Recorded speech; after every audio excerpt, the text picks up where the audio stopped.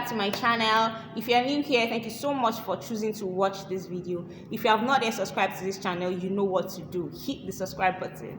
My name is Fisayo, and in this video I'm going to be talking about 5 ways to be visible without using social media. Social media can be pretty overwhelming, especially when it comes to planning content and creating that content. Coming up with a solid social media strategy alone is hard. To now top it all off, you have to be showing up every day. And if you wear all the hats in your online business, say you're the content creator, you're the content editor, you are the customer rep, you're the sales rep, you're the graphics designer, you are everything, it can be really, really overwhelming for you. But did you know that there are other ways to get visible without using social media? That's what we're going to be talking about in today's video. Now, don't get me wrong, right? I do encourage you to have a social media presence because it's a really phenomenal way to build a community and build relationships with your customers. It's also a good way to build authority in your field. But if you have to start busting your head to come up with what to post on Instagram, what to post on TikTok for the next 5 to 6 days consistently, you are going to eventually wear yourself to a shadow. You are going to get burnt out. So in this video, I'm going to be talking about 5 visibility strategies that do not include social media at all. Number 1 is blogging. So there's this erroneous belief that people have concerning blogs and blogging. And it's the belief that blogging is dead and video is the next big thing. But really, as long as you continue to make search queries on Google and Google continues to direct you to a blog, blogging cannot be dead. Also, blogging helps to drive traffic to your website. And as long as people depend on their website to get eyes on their business or to get people to know that they exist, to get people to know about their offerings, blogging cannot be dead.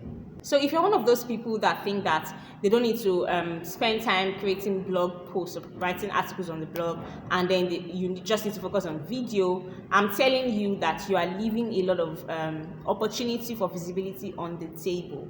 Because if carefully done, if you use the right SEO strategies on your blog, you get to show up on search engines when people search for what you have to offer or search for your kinds of business. So you need to be leveraging blogs if you are not doing that already.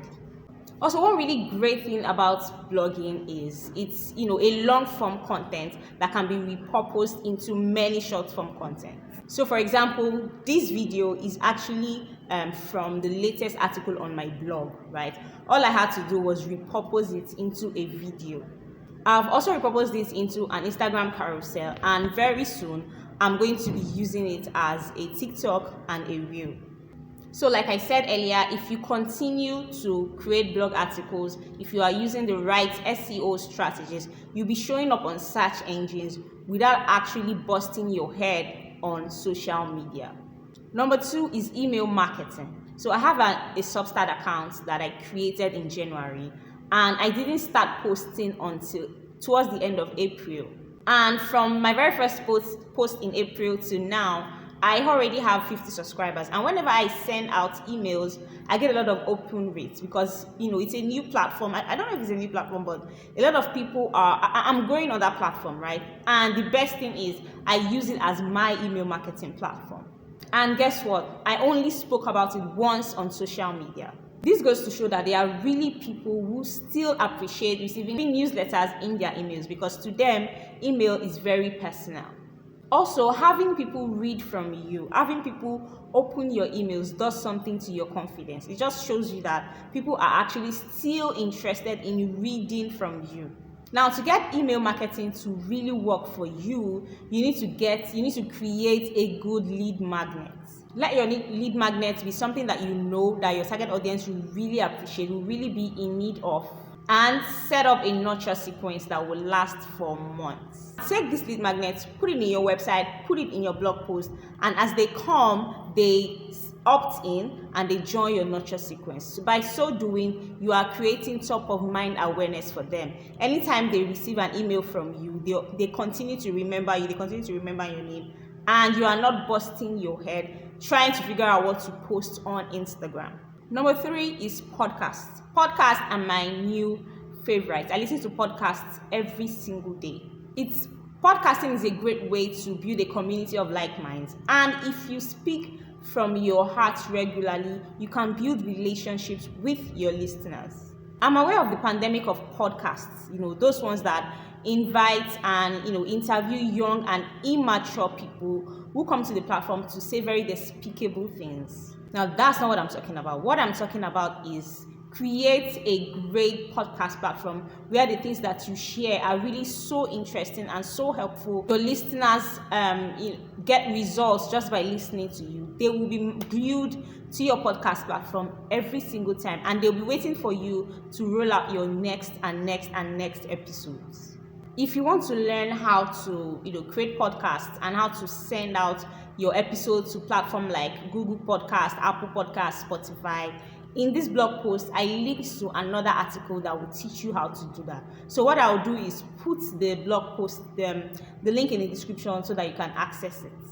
Number 4 is YouTube. YouTube is a very popular platform, and there are thousands, if not millions, of people on YouTube. And because of that, YouTube is changing their policy. They're making it more difficult to monetize your channel. I have a friend who just deleted over 70 videos after hitting 1,000 subscribers and 4,000 watch hours. She had to delete some videos because, I don't know, YouTube policies just changed overnight. You need to be careful while using YouTube. But besides that, it's a very great platform. So YouTube is excellent for personal use, but you can also use it to build a brand. You can also use it to build a business brand. Millions of people show up on YouTube for educational or entertainment purposes, and showing up on that platform with your own content, which, don't forget, is really relevant and valuable, will increase your visibility. Now, number 5, and the last but not the least, is to use other people's platforms. So we've talked about podcasts, we've talked about YouTube, we've talked about blogs, we've talked about email. Now you can get on other people's platforms, right? You can collaborate with someone who has a podcast and come and get interviewed on that podcast. You can collaborate with a friend who has a YouTube channel and speak on that channel. You can also switch email lists. People do that a lot. But one thing you need to know is that you are going there to, don't forget, deliver value and also to expand your audience base. You're not going there because you are all about taking and not giving back. You need to give value so that those people who are genuinely loyal to whoever's platform you're showing up on will also follow you to your own platform. And besides that, there are platforms like Medium, there's Pinterest, there's also Substack that I mentioned earlier. So now, it doesn't mean that all the platforms that I've mentioned do not need content or do not need you to put a lot of effort into content. They actually need you to put a lot of effort into creating your content.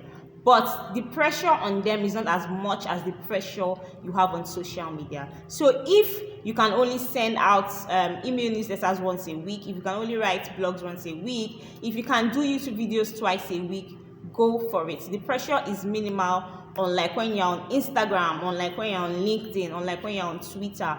And one other thing is very important, and that is having a solid content strategy. Your content strategy has to be one that helps deliver your content on autopilot while you sleep and plan the next phase of your life.